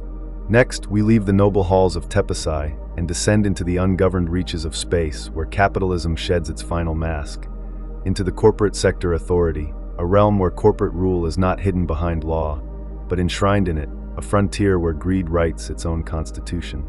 Chapter 8: The Corporate Sector Authority, Greed Without Governance. On the distant edge of the galaxy, far beyond the meddling eyes of Coruscant bureaucrats and the reach of most conventional law, lies a region where power wears no robes and liberty is bartered, measured, and sold in credits. This is the Corporate Sector Authority, CSA to those who serve it, suffer beneath it, or secretly profit from it. A sprawling economic fiefdom where governance is corporate policy, justice is a board decision, and morality is a relic of more sentimental systems. Unlike the Empire, which cloaked its tyranny in order and ideology, or the Republic, which wrapped corruption in layers of procedure and rhetoric, the CSA made no such pretenses. It was greed codified, commerce institutionalized, and it was brutally effective. The corporate sector began as an experiment, a remote economic zone granted special autonomy during the late days of the Galactic Republic. Intended as a testing ground for unfettered free enterprise in a region rich in resources, but poor in governance. The idea, championed by core-based legislators heavily invested in industrial interests, was to remove the so-called inefficiencies of Senate oversight, judiciary regulation, and planetary self-rule. Dozens of major conglomerates, mining guilds, manufacturing cartels, shipping empires, banded together under the promise of shared profit and created the Corporate Sector Authority, a governing body composed entirely of representatives from its founding companies. With the Republic eager to avoid the cost of administrating a far-flung frontier, it granted the CSA near total autonomy, believing that the market would regulate itself. It did, in the most brutal and self-serving way possible. From its capital at 84, the Corporate Sector Authority established itself as a sovereign power in all but name. It minted its own currency, the CSA credit. It maintained its own fleet, the Enforcement Division. It enacted its own laws, known as the Articles of Incorporation, and enforced them through a system of tribunals staffed not by judges, but by corporate officers. Each planet under CSA control was designated as a concession zone, leased to one or more companies for exploitation. In exchange for the authority's protection and infrastructure, corporations were free to extract resources, build factories, or establish agricultural colonies under their own policies. Workers, typically imported laborers from poorer systems, signed employment contracts that served as de facto citizenship agreements. These contracts were legally binding and heavily skewed in the corporation's favor. Wages were low, conditions harsh, and termination often meant exile or death. Unlike the Republic's cumbersome democratic mechanisms, the CSA's structure was brutally streamlined. The executive board, composed of directors from its major corporate stakeholders, met quarterly to assess profits, approve development projects, and adjust policy. Local administrators were given sweeping powers, including the ability to enact martial law on their assigned planets. Any form of unionization, protest, or resistance was met with immediate reprisal by the Enforcement Division, elite corporate troops armed with the latest weapons and legally shielded from prosecution. The authorities' prisons were packed with debtors, contract violators, and dissidents. Rehabilitation programs often included forced labor, biometric control implants, and, in the worst cases, chemical reconditioning. What made the CSA particularly effective and terrifying was its legal insulation. The Republic and later the Empire both had reasons to leave it alone. During the Republic's final decades, the CSA served as a buffer between civilized space and the unknown frontier, a region where pirates, criminal syndicates, and separatist agitators often emerged. The CSA's private fleets and planetary garrisons performed what amounted to outsourced security operations for the Republic. And when the Republic fell and the Empire rose, the authority pivoted instantly. Its executive board recognized the new power structure, offered preferential shipping lanes and exclusive trade deals to imperial governors, and avoided the purge of independent institutions that followed elsewhere. Palpatine saw value in the CSA's self-sufficiency and ruthlessness. He allowed it to operate without interference, so long as it paid its tribute and avoided drawing attention. Inside the corporate sector, however, life was anything but orderly. The CSA's policies created a two-tier society. The corporate elite, housed in immaculate arcologies, enjoying luxury and privilege, and the worker class, trapped in cycle after cycle of economic bondage. Basic services, housing, water, healthcare, were provided not as rights, but as deductions from payroll, often leaving employees with nothing. Education, where it existed, focused on corporate doctrine, loyalty, and productivity. Entire families were born, raised, and died within the walls of CSA-owned compounds, never seeing a sky untouched by smokestacks. The authority promoted this model as efficient, citing increased output and lower turnover. To critics, it was slavery by contract. Resistance existed, but it was isolated and frequently crushed.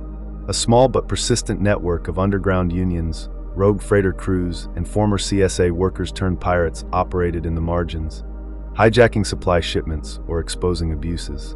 One of the most famous incidents was the Free Lurked Rebellion, a a short-lived worker uprising on a mineral-rich moon run by the Angzarda Mining Guild, a CSA subsidiary.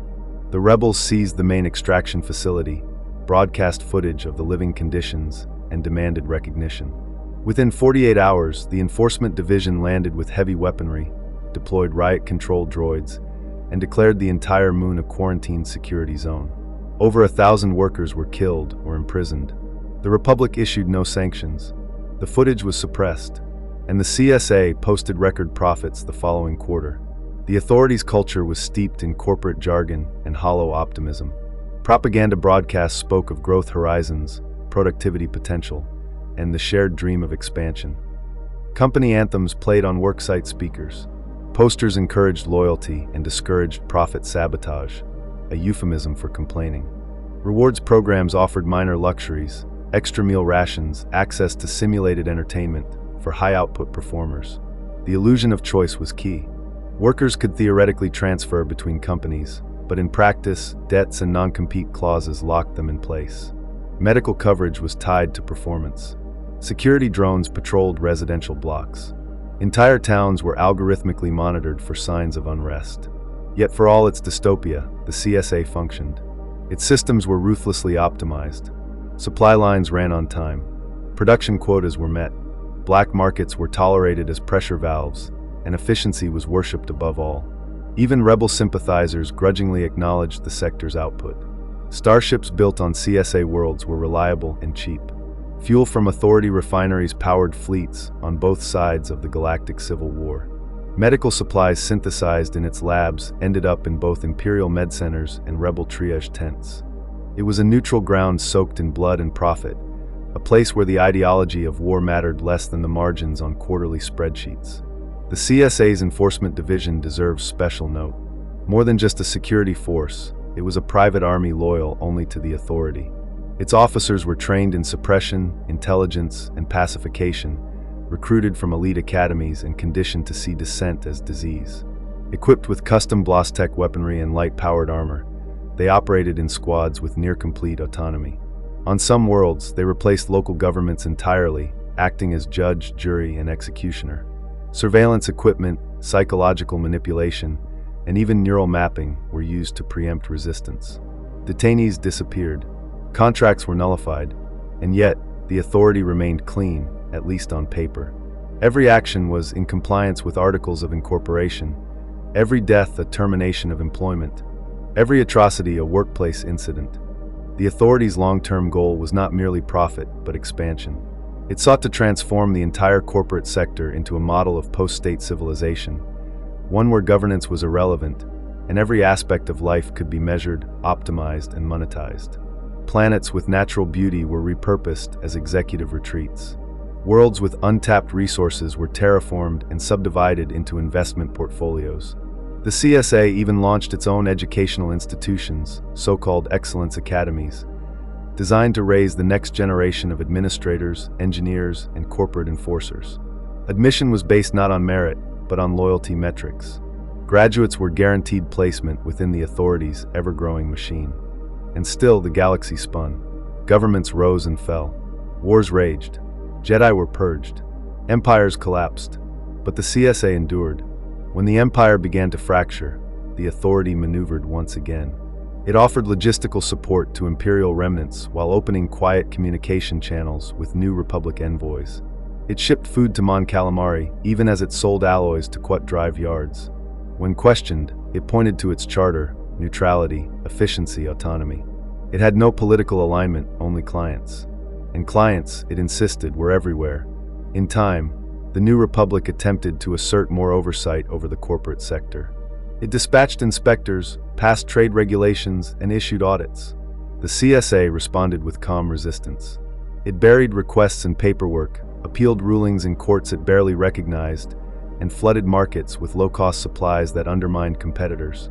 It funded political candidates sympathetic to deregulation and hired lobbyists to slow reform. When diplomatic pressure increased, it warned of economic fallout, planetary blackouts, fuel shortages, mass unemployment. The message was clear: the CSA could not be controlled without consequences. In many cases, those consequences were deemed unacceptable.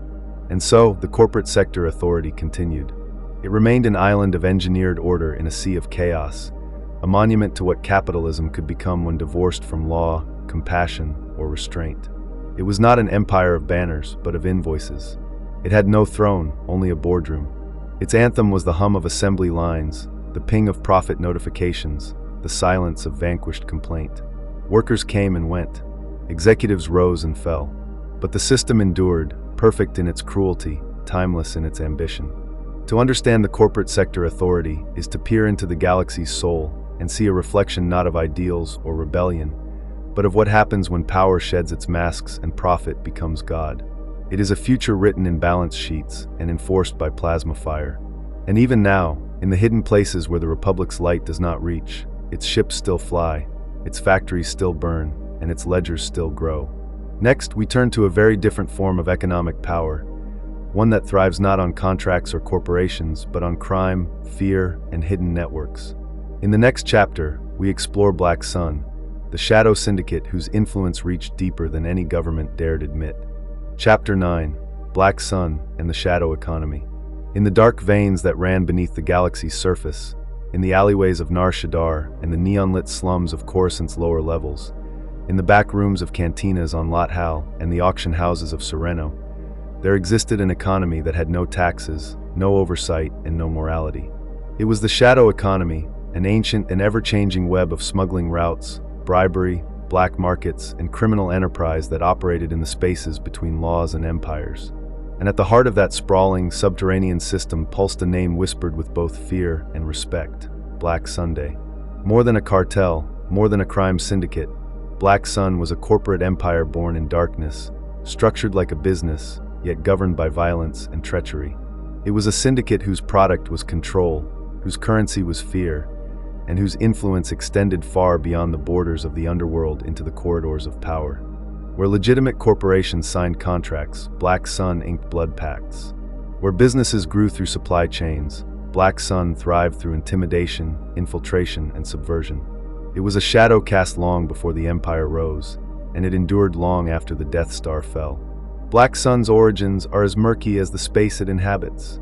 Historical records suggest that it began during the waning centuries of the Old Republic, an amalgamation of pirate fleets, smugglers' guilds, and mercantile gangs that gradually unified under a single banner through a combination of brutal consolidation and strategic diplomacy.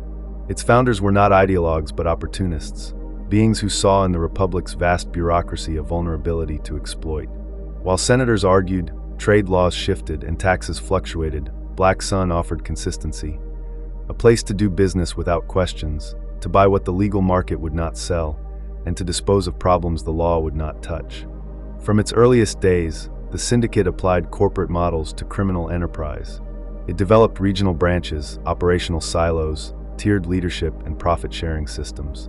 It offered incentives for results, penalties for failure, and advancement for betrayal. It was organized crime refined into a business empire. At the center of Black Sun's hierarchy stood the Vigo Council, a group of powerful lieutenants who each controlled a sector of the syndicate's operations, often assigned by region or trade specialization. Each Vigo commanded fleets, soldiers, assets, and secrets. Above them, rarely seen but always feared, was the Underlord. This figure, ever-changing, often masked, served as both CEO and monarch, issuing decrees through encrypted channels and enforcing loyalty through a blend of wealth, leverage, and assassins.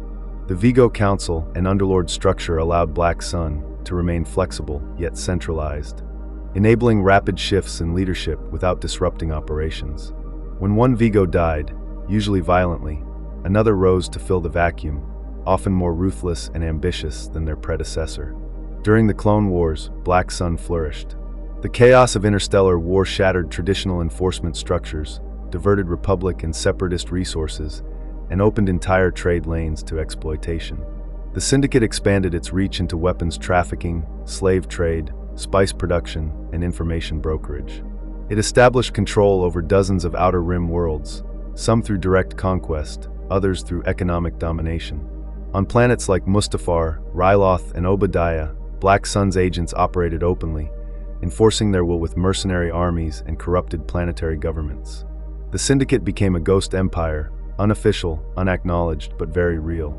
Republic intelligence documented Black Sun's activities repeatedly, but few attempts to dismantle the organization succeeded.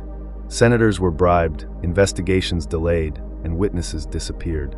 Even the Jedi Order, overstretched and undermined, struggled to contain the syndicate's spread. When Jedi did act, they were often ambushed, outnumbered, or politically reprimanded for crossing lines the Republic would not publicly admit existed.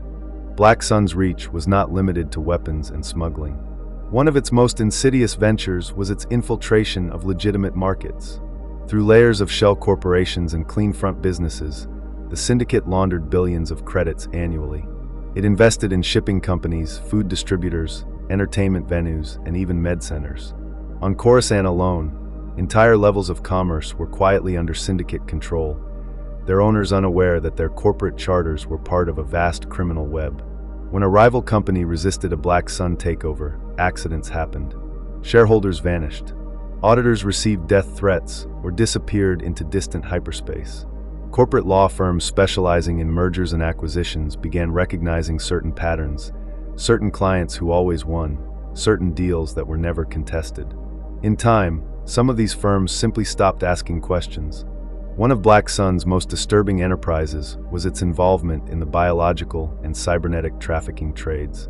Using knowledge stolen from Techno Union facilities and rogue Kaminoan cloners, the syndicate experimented with modified organisms and enhanced soldiers.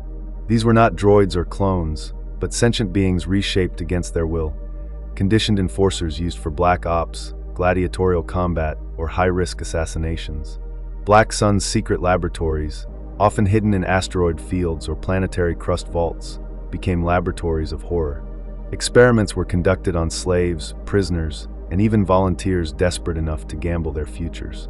Some survived and rose within the syndicate as elite agents. Others were discarded. The Empire later discovered some of these facilities, but more often than not, Imperial officers accepted bribes or turned a blind eye in exchange for intelligence or off-the-books favors. Indeed, the relationship between Black Sun and the Galactic Empire was one of mutual distrust and occasional cooperation.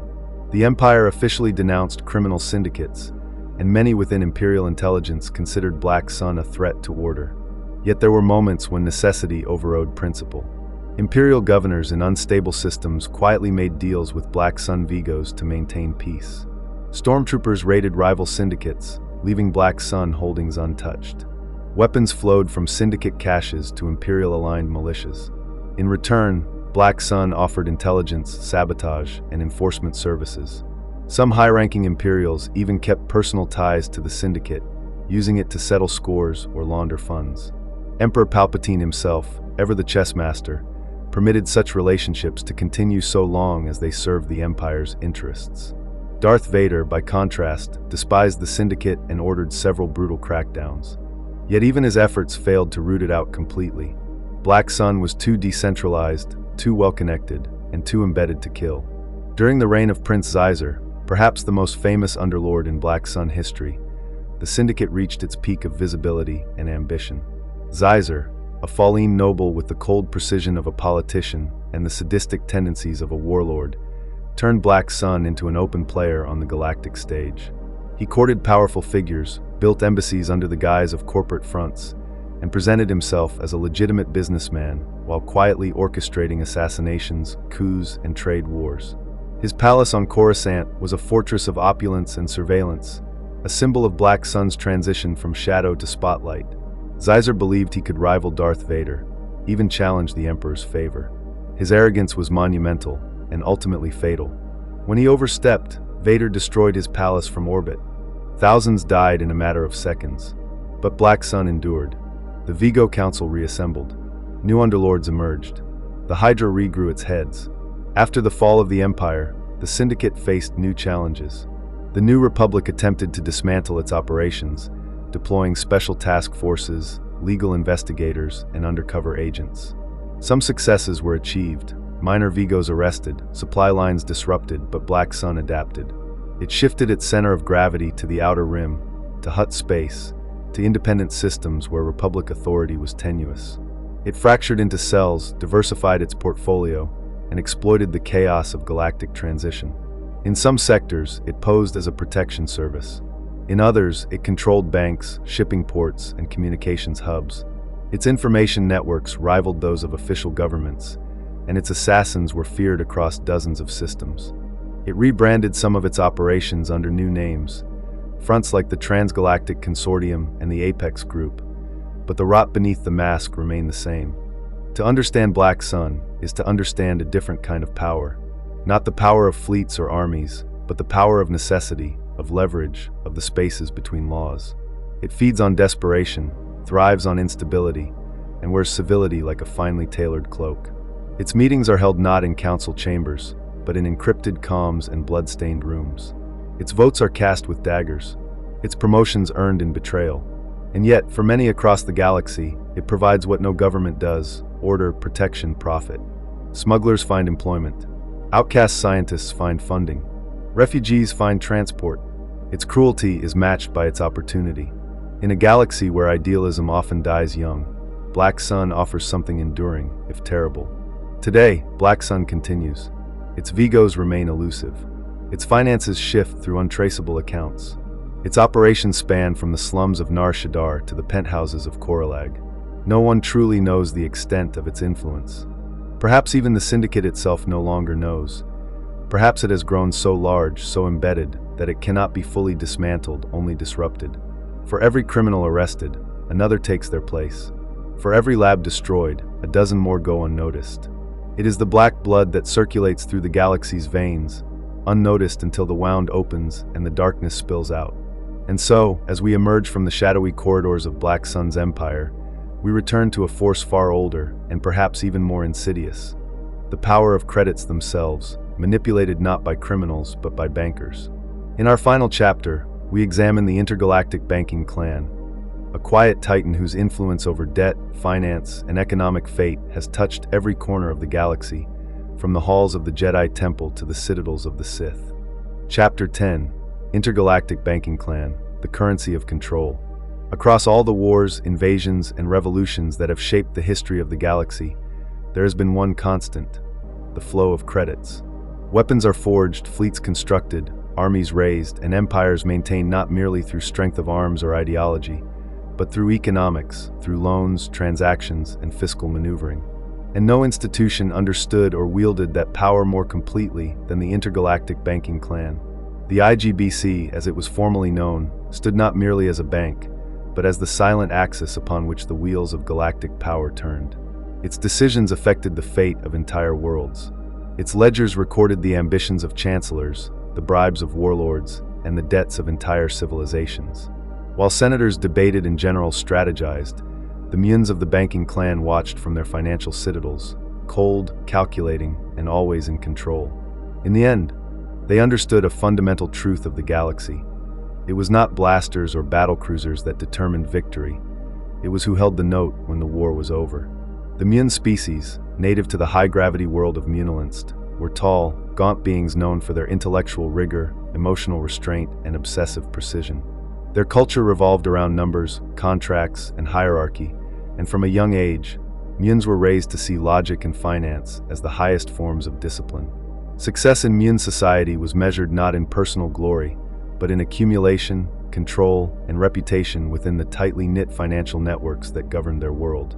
Over centuries, this cultural philosophy crystallized into the creation of the Intergalactic Banking Clan, a Mun-dominated institution that offered loans to planetary governments, managed currency flows between systems, and eventually evolved into the de facto central bank of the entire Galactic Republic. At first, the IGBC operated as a neutral financial intermediary, providing services to both wealthy core worlds and struggling outer rim colonies. It offered lines of credit, facilitated trade agreements, and underwrote major infrastructure projects. Its neutrality was seen as a virtue. No one world or faction could claim dominance, and its board of directors, composed primarily of Mun financiers and a handful of token representatives from other species, adhered to strict non-interventionist principles. But as the Republic aged and corruption spread, the banking clan's power grew. Governments came to rely on IGBC loans to meet budget deficits. Armies were outfitted with borrowed credits. Planetary reconstruction efforts were financed by long-term interest agreements that, in many cases, could never truly be repaid. Slowly, without firing a single shot, the IGBC became the creditor of last resort for the galaxy. When a government defaulted, the consequences were severe. The IGBC had no military, but it had the power to isolate a world financially, cutting it off from interstellar markets, freezing its assets, and devaluing its currency through carefully timed speculative movements. Entire planetary economies collapsed not because of war or famine, but because they missed a repayment. And when chaos followed, the IGBC often arrived with terms of salvation, new loans at higher interest, secured against natural resources, labor contracts, or political concessions. In some cases, it installed financial advisors who effectively took over a planet's economic policy. These advisors, though dressed in the language of cooperation, were nothing less than overseers, Myans with full access to a system's fiscal data, empowered to rewrite budgets and enforce austerity in service of the clan's bottom line. The Clone Wars presented the IGBC with both a crisis and an opportunity. As tensions mounted between the Republic and the Separatists, the banking clan was approached by both sides seeking funds. Officially, the IGBC attempted to maintain neutrality, offering financing to both factions under the guise of impartiality. In reality, many of its senior directors, including the powerful chairman Sandhill, aligned themselves with Count Dooku and the Separatist cause. Sandhill saw in the Confederacy a chance to escape Republic regulation, to shape a new galactic order where the banking clan could operate without even the pretense of oversight. The IGBC joined the Confederacy of Independent Systems, becoming one of its principal supporters and providers of capital. Its vaults funded the construction of droid armies, its credits underwrote the Separatist Navy, and its influence spread across a dozen contested systems. Yet even while serving the Separatists, the IGBC continued to lend to the Republic. Its bureaucrats exploited loopholes, shell subsidiaries, and intermediaries to ensure that their exposure was hedged on both sides. If the Confederacy won, the banking clan would be hailed as a founding sponsor. If the Republic prevailed, it would still owe billions in wartime debt. This duplicity was not seen as treason by the IGBC leadership. It was sound risk management. To the Myans, allegiance was a function of interest rates, not ideology. And while soldiers died in trenches and Jedi fell in battle, the clan's ledgers remained balanced, their positions secured. Behind closed doors, however, cracks were forming. Within the IGBC, a divide grew between those who favored full commitment to the Separatist cause and those who feared the long-term risks. Some Myans saw Dooku as a temporary asset, others as a visionary. A minority believed that the Sith were too unpredictable, that aligning too closely with them would eventually lead to ruin. But these voices were drowned out by profit projections and the confidence of men like Sandhill, who believed the clan's influence would shield them from consequences. They were wrong. When Palpatine revealed himself as Emperor and declared the Jedi traitors, the galaxy shifted overnight. The Confederacy collapsed. The Republic became the Empire, and the IGBC, though bruised, survived barely. The newly formed Empire took swift action. Recognizing the banking clan's essential role in maintaining galactic financial stability, Palpatine chose not to dismantle it outright. Instead, he nationalized large portions of its operations, placing its regional offices under direct Imperial oversight and seizing control of its most critical credit networks. The IGBC was forced to accept Imperial auditors, submit to fiscal reviews, and offer favorable loan terms to the central government. Sandhill was arrested and executed, along with many of the pro-separatist board members. The Myans who remained were those who pledged total loyalty, or at least absolute discretion. The banking clan became a tool of the Empire, its public independence reduced to a facade. But it still retained enough internal cohesion, infrastructure, and secrecy to remain powerful. During the Imperial era, the IGBC operated in a paradoxical state, simultaneously a puppet of the regime and a quiet manipulator of it. Imperial governors relied on IGBC credit to maintain local economies, pay troops, and finance development projects. The Empire's own expansion, building fleets, constructing planetary installations, maintaining order, depended on a steady flow of credits, and the IGBC ensured that flow remained smooth. When dissident systems emerged, the Empire sent Star Destroyers. When systems fell behind on debt payments, the IGBC sent its lawyers. The Myans remained in the background, speaking rarely, manipulating often. They understood that the best kind of power is the kind that doesn't attract blast or fire. Even within the Empire, the IGBC maintained secret programs. It developed shadow accounts for high-ranking officials, facilitating the laundering of stolen assets and the concealment of illicit wealth. It funneled resources to Imperial intelligence in exchange for future influence. It backed private ventures on the condition of debt servitude. And in the Outer Rim, where oversight was weaker, it operated almost like a sovereign power, issuing its own credit notes, establishing enforcement arms, and occasionally employing bounty hunters to recover debts or eliminate problematic clients. In effect, the intergalactic banking clan became a second empire layered within the first, invisible, efficient, and deeply embedded. With the fall of the empire, many believed the IGBC would finally be dismantled, exposed, and held accountable. But once again, the clan adapted. As the New Republic struggled to assert control and build new institutions, it found itself dependent on the very infrastructure the IGBC had maintained for centuries. The clan offered cooperation, access, and support on its terms. It rebranded itself as an impartial fiscal authority, distancing itself from the war and the empire. It quietly installed new leadership, purged incriminating records, and offered generous debt relief to systems willing to sign long-term agreements. In many cases, it forgave minor debts entirely, buying loyalty with the stroke of a pen. Despite attempts by some senators to regulate or break up the IGBC, the truth remained unchanged. No government could function without it. Its vaults still held trillions of credits. Its data networks still processed a majority of interstellar transactions. Its reach extended into every corner of the galaxy's economy. Whether disguised as assistants or cloaked in technocratic language, the clan's influence endured. Its representatives spoke in monotone, its offices gleamed with sterile perfection, and its interest rates never forgave. To this day, the IGBC remains one of the most enduring symbols of non-military power in the galaxy. It has no fleet, yet it can bring down governments. It commands no armies, yet it controls millions. It cannot be reasoned with because it does not negotiate from fear, it negotiates from necessity. Governments change, borders shift, revolutions come and go, but debts remain. And as long as they do, so too will the mutants of the intergalactic banking clan, watching from their towers, running the numbers, and shaping the galaxy not with laser fire, but with ledgers. Thus ends our journey through the great corporate powers of the galaxy, a journey not of empires alone, but of the institutions behind them. As blasters fired and fleets clashed, it was the corporations, the financiers, and the economic engineers who built the scaffolding of galactic history. These were not just businesses. They were sovereign forces, invisible empires, each with their own philosophies of control. And though banners may fall and stars may burn, the systems they built, of credits, contracts, and power, endure.